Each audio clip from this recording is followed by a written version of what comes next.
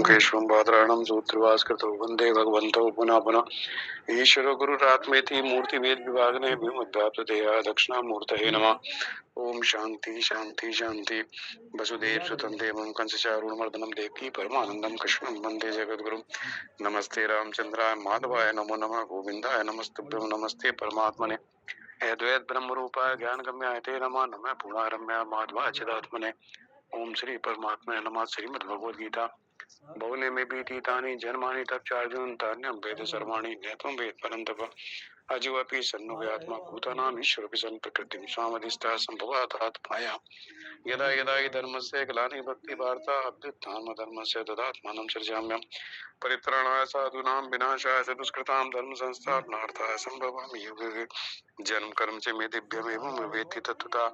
त्यक्त्वा देहं पुनर्जन्म नैति मामेति सुवर्जन। वीतराग भया क्रोधा मन में मामुपाश्रिता। वैभव ज्ञान तपसा पूता मदभामागता। ये धामां प्रपदन्ते तांस्ते भजाम्यहं मम भरतानुवर्तन्ते मनुष्याः सर्वशः। जय श्री कृष्ण। भगवान ध्यान योग की बात चल रही है। कल था श्लोक यथा 19वां, यथा दीपो निवातस्थो नेंगते सोपमा स्मृता योगिनो यच्चित्तस्य युञ्जतो योगमात्मना।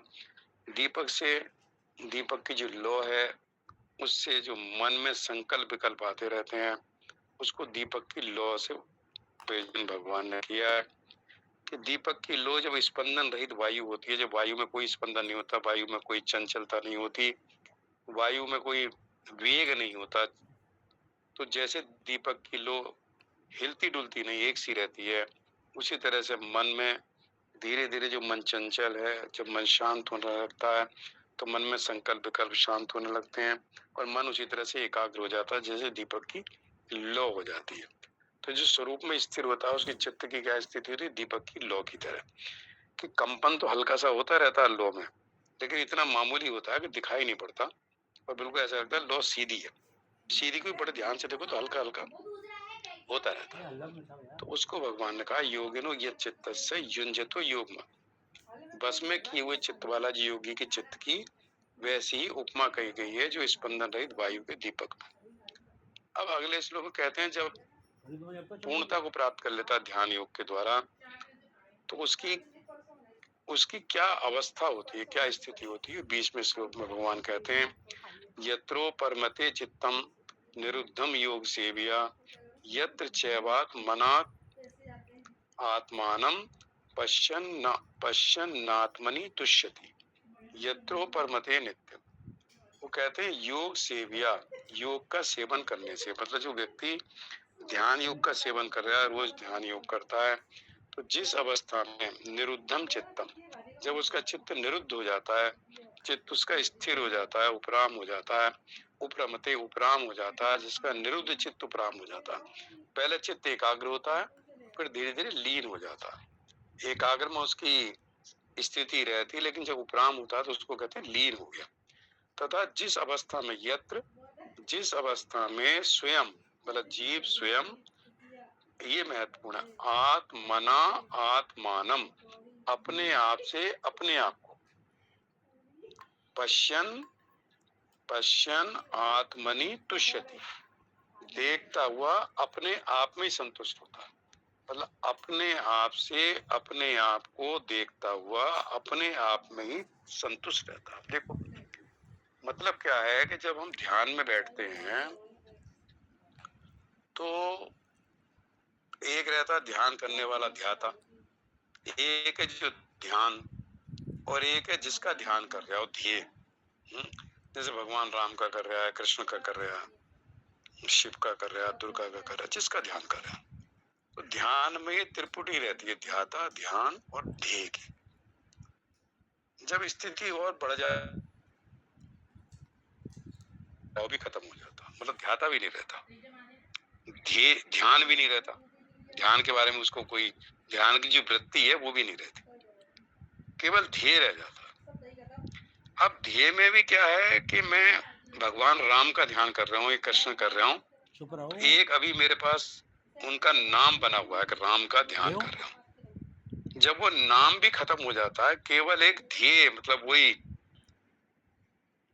वृत्ति भी कह दो या मतलब खाली ध्येय, मतलब नाम से रहित जब रह जाता है तो वो ध्यान की उसमें क्या होता है, चित्त जो है वो पूरी तरह से उपराम हो जाता है। पहले चित्त एकाग्र रहता है, ध्याता ध्यान दिए जब रहते हैं ध्यान में तो चित्त एकाग्र होता है, और धीरे धीरे जब ध्याता ध्यान मतलब मैं ध्यान कर रहा हूँ ये वृत्ति खत्म हो गई, तो चित्त जो है ना लीन हो जाता।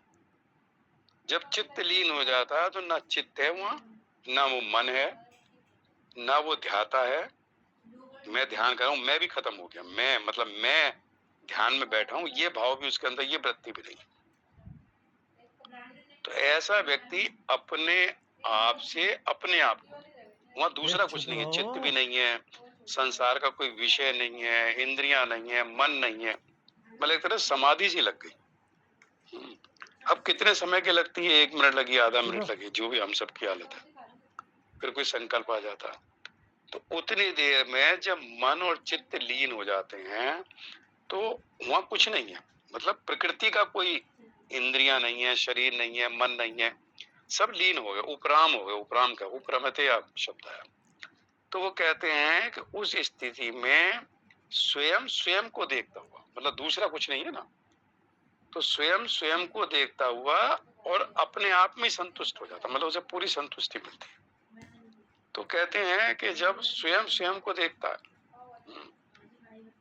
तो अभी कोई पॉइंट याद आ रहा था, हाँ, तो मतलब वो ध्यान एक साधन था, उस साधन के द्वारा मशीन चला दो, मतलब ये होता है कि जैसे मन है या बुद्धि है, जैसे आजकल केनोपनिषद में बात आ रही है कि मन उसकी वजह से मनन करता है, इसलिए मन उसको नहीं, मन उसका चिंतन नहीं कर सकता, आंख उसको देख नहीं सकती क्योंकि आंख उसकी शक्ति से देख रही है।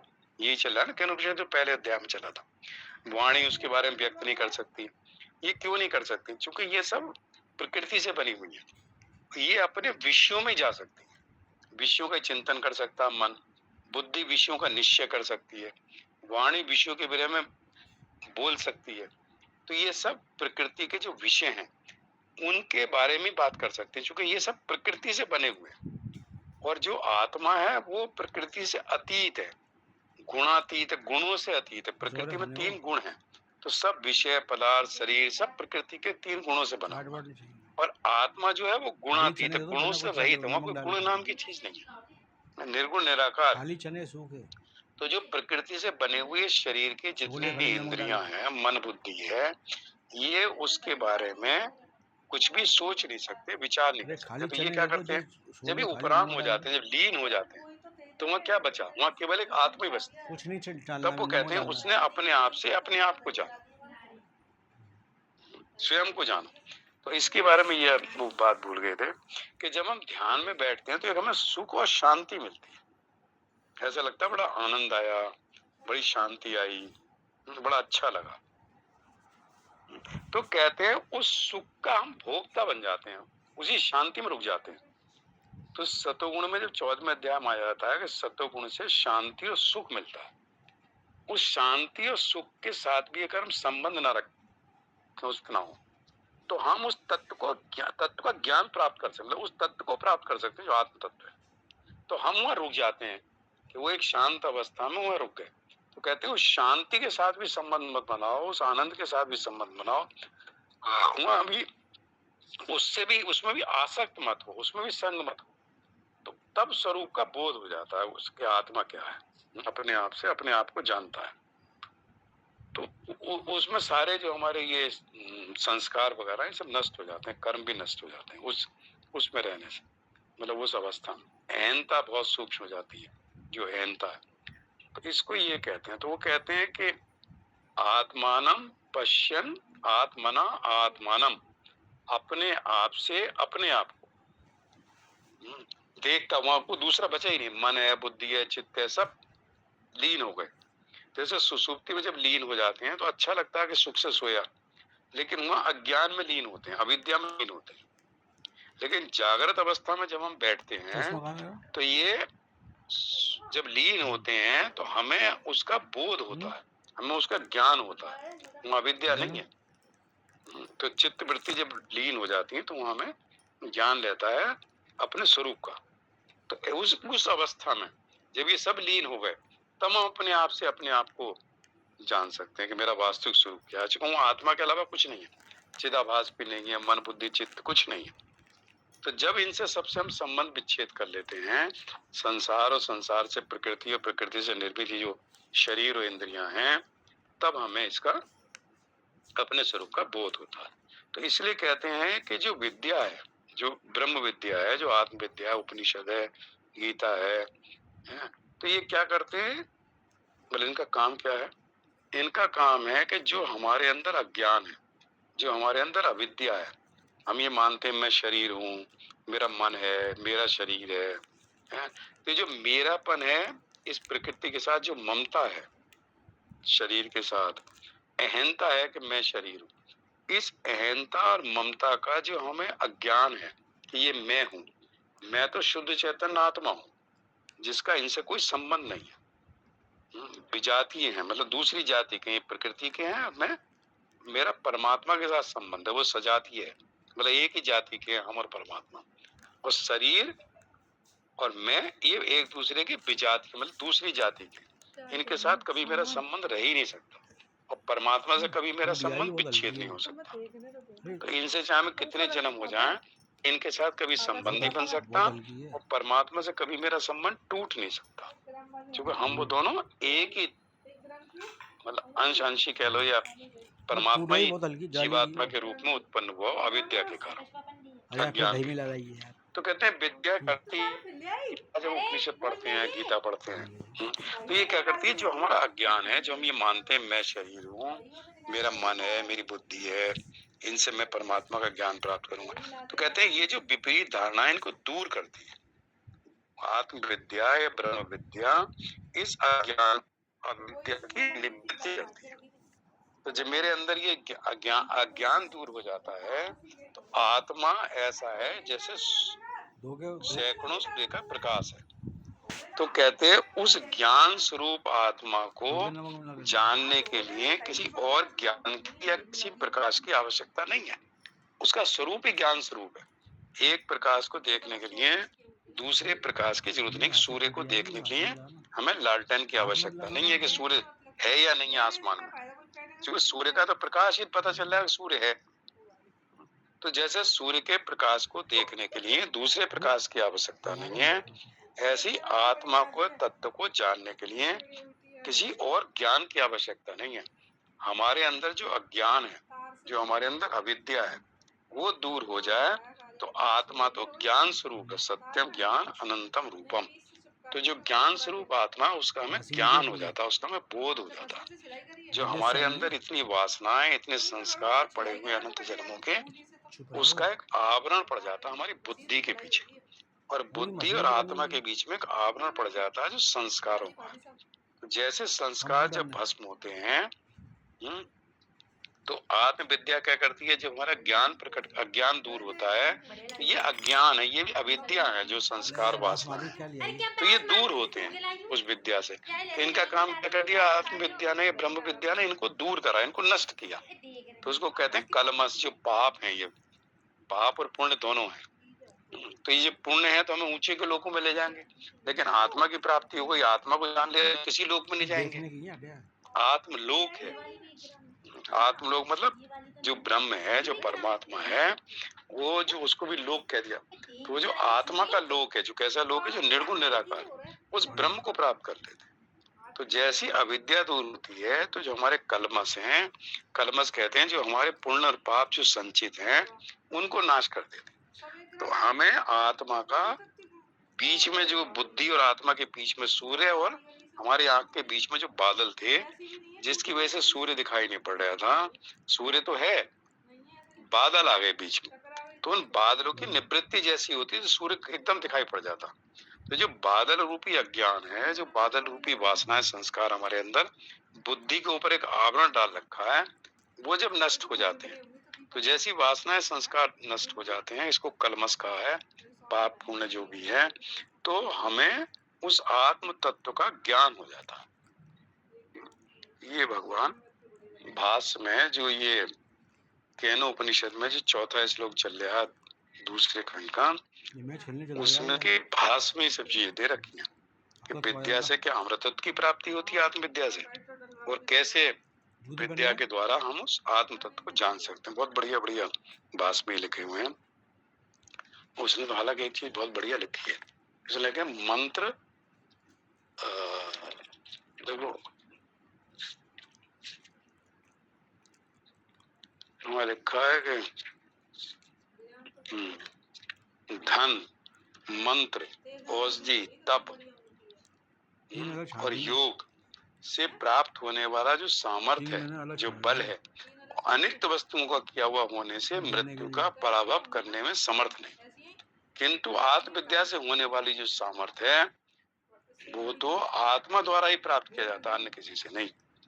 तो वो जो कहते हैं कि जैसे मंत्र का बल है, तो कहते हैं मंत्र का जो सामर्थ्य है, कण को शुद्ध कर देता है, सब अंतःकरण को शुद्ध करते हैं, मतलब वो जो संस्कार हैं, जो वासनाएं हैं, उनको छीण कर देते हैं। जब वो समाप्त हो जाती हैं तो आत्मा का जो आत्म तत्व है, चूंकि अज्ञान दूर हो गया, अज्ञान के कारण हम कहते थे मैं शरीर ये हूँ, कंप्यूटर से बनी सुन मेरा शरीर है, मेरा मन है, ये मैं हूँ, ये मैं हूँ। वो चीज मैं हूँ ना, अहंता, और ये मेरा है ममता। तो अहंता और ममता को धीरे धीरे धीरे धीरे सूक्ष्म करते चले जाते हैं। तो ये भी आत्मज्ञान भी उसको सूक्ष्म करता है, और जब सूक्ष्म करता है तो मैं शरीर हूँ ये भाव नष्ट हो जाता है। मैं शुद्ध बुद्ध नित्य मुक्त आत्मा हूँ, ये भाव दृढ़ हो जाता है। मैं जैसे अहम ब्रह्मास्मि कह दो, अहम आत्मा ब्रह्म कह दो, मेरी वो स्थिति है, इस शरीर से मेरा कोई संबंध नहीं। संसार जैसे कहते हैं मिथ्या है, तो उस तरह का उसको बोध हो जाता। जय श्री कृष्ण। ओम पूर्णमदः पूर्णमिदं पूर्णात् पूर्णमुदच्यते पूर्णस्य पूर्णमादाय पूर्णमेवावशिष्यते। ओम शांति शांति शांति। श्री कृष्ण अर्पणमस्तु। हरि ओम तत्सत्। जय श्री कृष्ण।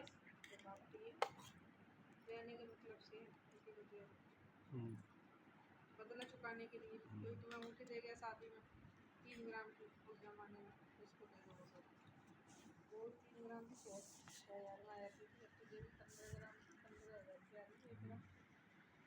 कोई बचपन में छूंगा पाएंगे 1 ग्राम की देवी महंगी पड़ेगी कुछ जमाने की।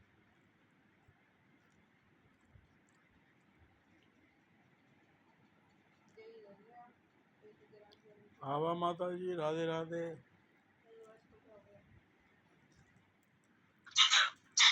राधे राधे। और भी तो लोग हैं, उनसे वजन करवाया हो। और भी लोग। आपकी आवाज अच्छी है सुनिए। नीता जी, नीता जी।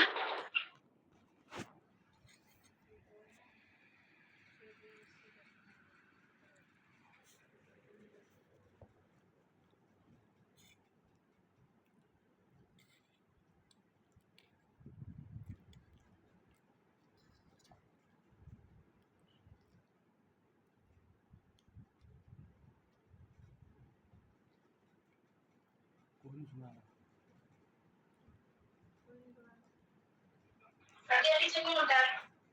जय श्री कृष्ण। ओ पालनहारे निर्गुण और न्यारे, तुमरे बिन हमरा कौन नहीं। ओ पालनहारे निर्गुण और न्यारे, तुमरे बिन हमरा कौन नहीं।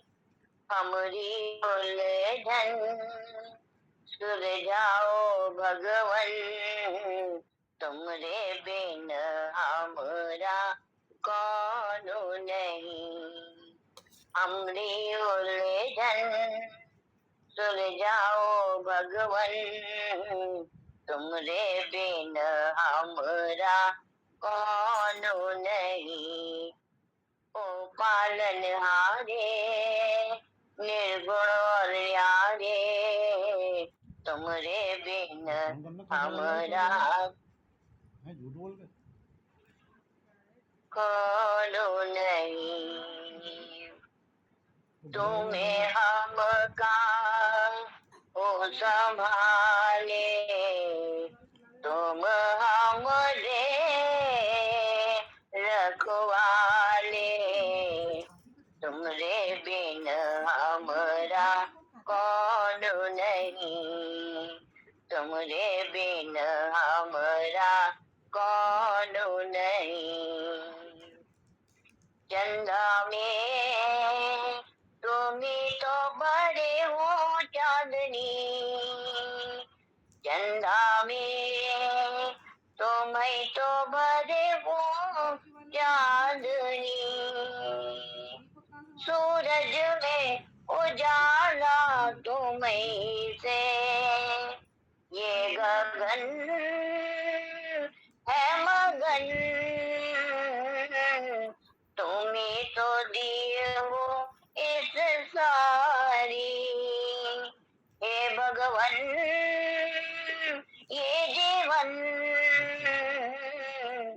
तुम्हें ना संभालोगे तो क्या कोई सवारे, ओ पालनहारे निर्गुण और न्यारे, तुमरे बिन हमरा कौन नहीं, तुमरे बिन हमरा कौन नहीं।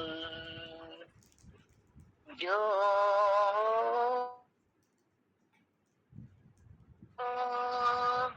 जो सुनो तो कहे प्रभु जी हमरी है विनती, दुखी जन को धीरज दो, हारे नहीं वो कभी दुख से, तुम निर्बल को रक्षा दो, रह पाए निर्बल सुख से, भक्ति को शक्ति दो, भक्ति को शक्ति दो, जग के जो स्वामी हो, इतनी तो अरज सुनो, पथ में अंधियारे दे दो, वरदानों में उजियारे, ओ पालनहारे निर्गुण और न्यारे, तुमरे बिन हमरा कौन नहीं, हमरी उलझन सुलझाओ भगवन, तुमरे बिन हमरा कौन नहीं, तुमरे बिन हमरा कौन नहीं।